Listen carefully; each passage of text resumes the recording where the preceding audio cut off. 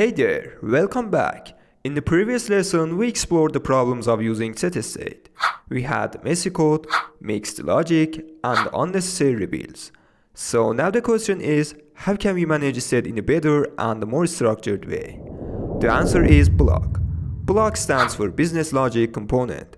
It is a pattern used to manage state in a clear and predictable way.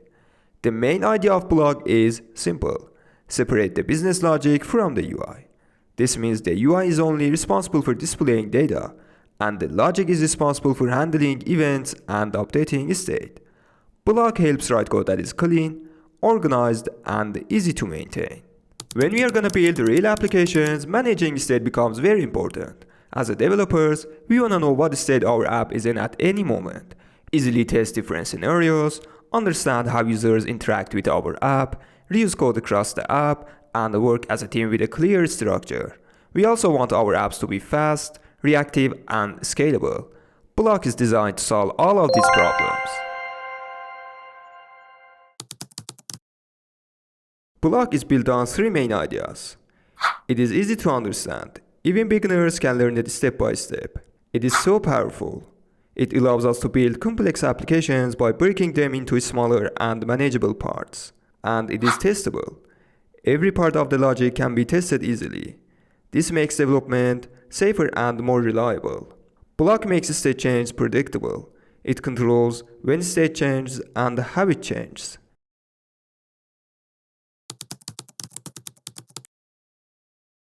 Now that we understand what block is and why we use it, let's understand how block thinks. The core flow is like this. Everything starts with an event. An event is something that happens. For example, user presses login, user clicks on button, or data is requested. The event goes to the logic layer. This is where we decide what should happen. API calls, validation, and the business rules live here. After processing the event, we create a new state. State describes the UI, for example, loading, success, or error. The UI listens to the state. When the state changes, the UI updates automatically.